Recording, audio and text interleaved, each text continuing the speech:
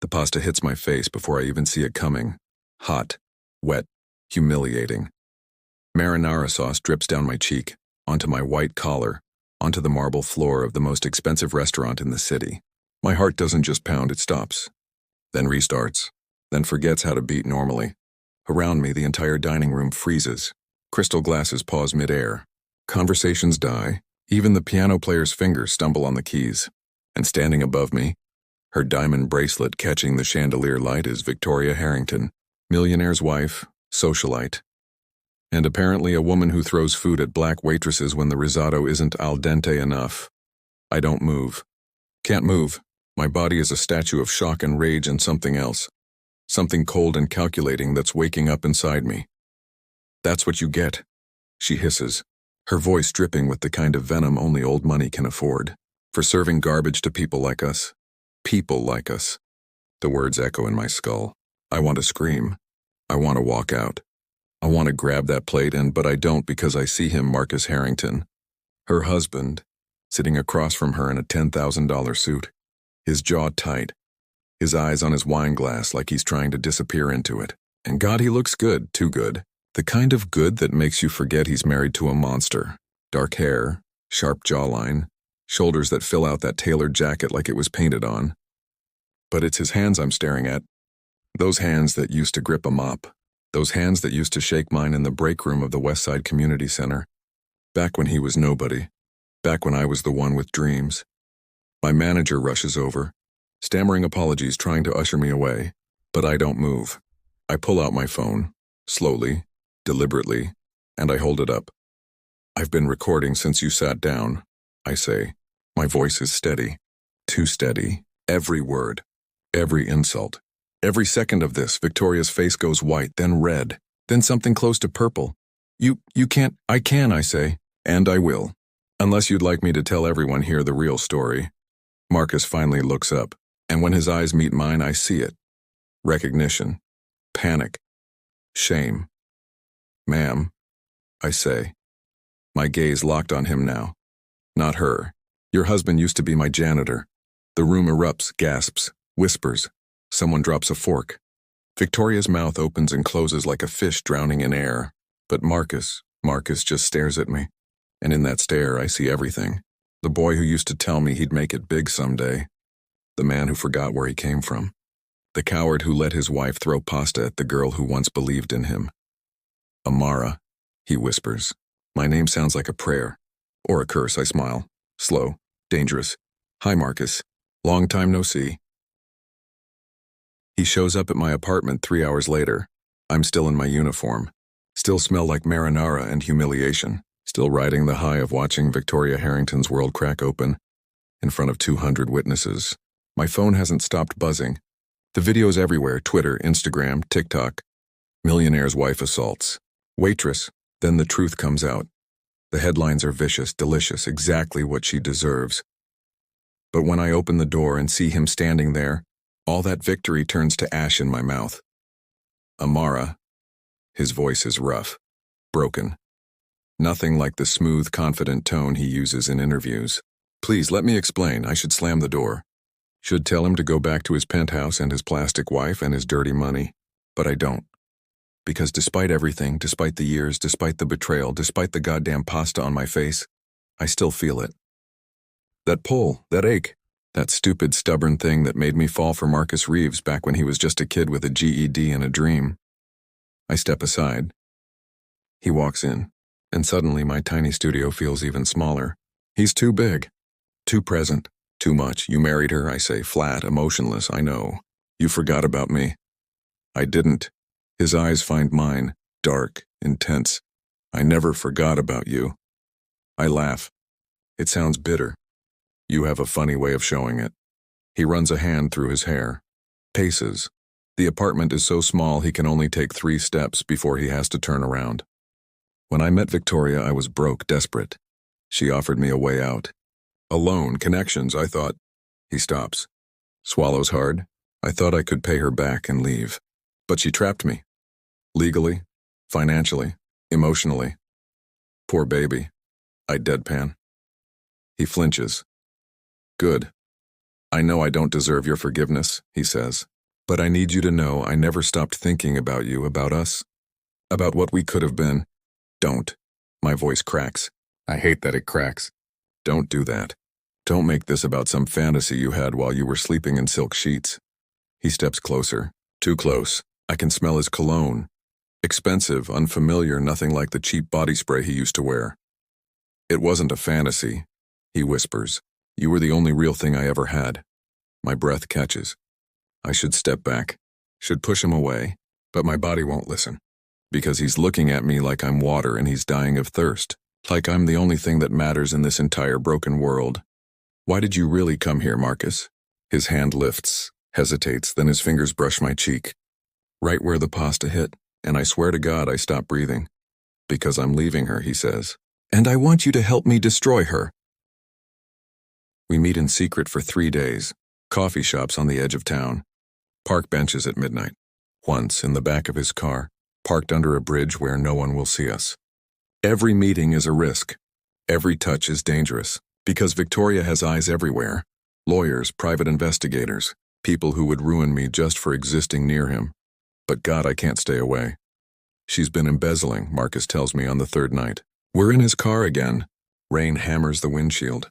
His hand is on my thigh, warm, possessive. From the charity foundation, millions, I have proof. I should be focused on the plan, on justice, on revenge. But all I can think about is the way his thumb is drawing circles on my knee. Slow, deliberate, like he knows exactly what he's doing to me. Amara. His voice drops. Are you listening? No, I admit. He laughs, soft, dangerous. Then his hand moves higher. Just an inch, just enough to make my pulse spike. We can't, I whisper. I know. She'll destroy us. I know, but he's leaning in anyway, and I'm not pulling away. His forehead touches mine. Our breath mingles. The rain is so loud I can barely hear my own heartbeat. Or maybe that's just the blood rushing in my ears. Tell me to stop, he murmurs. I don't. His lips brush mine. Soft, testing, then harder, hungry. His hand slides into my hair, pulling me closer, and I melt into him like I've been waiting for this my entire life. Because I have. Since we were kids. Since before he became someone else. Since before everything went wrong. The kiss deepens. His other hand finds my waist, pulling me across the console, and suddenly I'm in his lap, straddling him. My uniform skirt riding up. His hands everywhere. This is insane, reckless, stupid, I don't care. Amara, he groans against my mouth. God, I've missed you, I pull back. Just enough to look at him. His eyes are wild, desperate, real. If we do this, I say breathless, there's no going back. Good. His hands tighten on my hips. I don't want to go back. My phone buzzes. Once. Twice. Then a call. I glance at the screen. Unknown number. Marcus sees it too. His entire body goes rigid. Don't answer it, he says, but I already know who it is. I answer. Hello, Amara. Victoria's voice is ice. We need to talk. She wants to meet. Alone. At her estate. Marcus begs me not to go. Tells me it's a trap. That she'll hurt me. But I go anyway. Because I'm done being afraid. Done being the girl who gets pasta thrown in her face. Done being invisible. The Harrington estate is obscene. Marble columns. Manicured gardens. A driveway longer than my entire apartment building. I walk up to the door in jeans and a hoodie, feeling like an intruder in my own skin. Victoria answers. She's in a silk robe. Hair perfect. Makeup flawless. Like she didn't just have her life implode on social media. Come in, she says. Sweet. Poisonous. I follow her inside. The house is cold. Empty. Every surface gleaming and sterile. I know what you're doing, she says, pouring herself a drink. I know about the meetings, the car, the little plan you and my husband are cooking up. My stomach drops, but I keep my face neutral. I don't know what you're talking about, she laughs. Please, I've known about you since the beginning. Since he was scrubbing toilets and dreaming about being somebody. You were always there, weren't you? His little cheerleader, his motivation. She spits the last word like it's dirty. He loved you, I say, quiet, certain, love. She scoffs. Love is for children. Marcus and I have something better, power, money, control. And embezzlement, I add. Her smile falters. Just for a second. But I see it. You think you're so clever, she says, but you're just a waitress, a nobody. You have nothing. I have the truth. The truth? She steps closer. The truth is that Marcus used you. Just like he used me. Just like he'll use the next girl who's stupid enough to believe his lies. You're wrong. Am I? She pulls out her phone. Shows me a photo. Marcus with another woman. Kissing her. Last week, my heart stops. He's been seeing her for months, Victoria says. A lawyer. Someone who can actually help him. Not some... I slap her. The sound echoes through the mansion. Her head snaps to the side. When she looks back at me, there's blood on her lip and she's smiling. There she is, she whispers. The real Amara, not so perfect after all. The door behind me opens. Marcus walks in, sees us, sees the photo still glowing on Victoria's phone. Amara, is it true? My voice shakes, he doesn't answer. And that's all the answer I need. I walk out, Marcus follows me. Grabs my arm. I spin around and the look on his face, broken, desperate, real, almost makes me stay. It's not what it looks like, he says. It never is. She's my lawyer, Amara, that's all. Victoria staged that photo. She's been staging everything. I want to believe him. God, I want to. Then why didn't you tell me? Because I knew you'd react exactly like this. His voice cracks. I knew you'd run. You always run when things get hard. I run. I laugh, bitter. You're the one who left. Who forgot about me. Who married her. I was trying to survive. He's shouting now. Rain soaks through our clothes. We're standing in the circular driveway and I don't even care that we're getting drenched. I was trying to build something for us. For there is no us, Marcus. The words taste like poison. There never was. I turn to leave. But he pulls me back. And this time when he kisses me, it's not soft, not gentle. It's raw and desperate and everything we've been holding back for years. His hands are in my hair, on my face, pulling me closer like he's drowning and I'm air. And I kiss him back. Because I'm drowning too. When we finally break apart, we're both breathing hard. His forehead rests against mine. Water drips from his hair onto my face, mixing with my tears. I love you, he whispers. I've always loved you. Since we were kids sharing vending machine snacks in that break room. Since you told me I could be more than a janitor. Since you made me believe I was worth something. My chest aches. Marcus, behind us, a camera flashes. Victoria. Standing in the doorway under a crystal chandelier. Phone raised. Smiling like she's already won. Perfect, she says. My lawyer will love this adultery conspiracy. I'll take everything from both of you. But I'm smiling too. Because I reach into my pocket and pull out my own phone. And I play the recording I've been making since I walked into this house. Every word. Every threat. Every detailed confession about the embezzlement, the fraud, the fake charity donations. So will mine, I say. Marcus starts laughing. Deep. Genuine. The kind of laugh I remember from before. Victoria's face goes white, then red, then something like gray. You're not a victim, Victoria, I say, stepping toward her. You're just a bully who finally met someone who fights back. She lunges at me. Actually lunges. But Marcus catches her, holding her back as she screams and claws and falls apart like the fragile, hollow thing she's always been. We're done, Marcus says to her. Cold, final. My real lawyer, the one I actually hired, will be in touch. He takes my hand.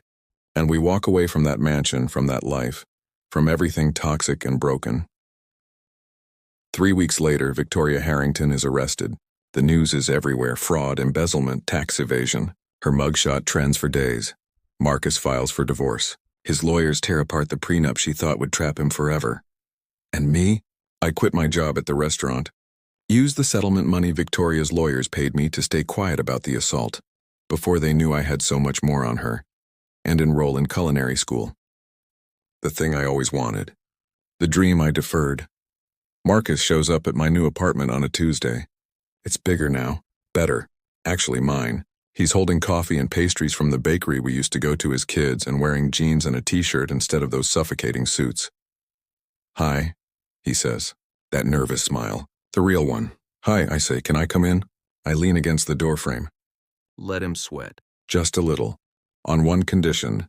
Anything. No more secrets. No more running. No more choosing money over people. He nods. Solemn. No more secrets. I promise. I step aside. He walks in, sets down the coffee and pastries. Then he just looks at me. Really looks at me. like he's seeing me for the first time all over again. I'm not rich anymore, he says quietly. Most of it was hers. What I have left, it's enough to start over. Build something real, something clean. Good, I say. I never wanted the money anyway. I just wanted you. His hands cup my face, gentle, reverent. You have me, all of me, for as long as you'll keep me. This time when he kisses me, it's different. It's not desperate or stolen or shadowed by lies. It's a promise, a beginning. The start of something we should have had all along. We break apart and he's grinning. What? I ask. I was thinking, he says. Maybe we should open a restaurant together, you cook. I manage 50-50 partners, I laugh. You want to go into business with a girl who humiliated you in front of 200 people? I want to build a life with the girl who never stopped believing I could be better.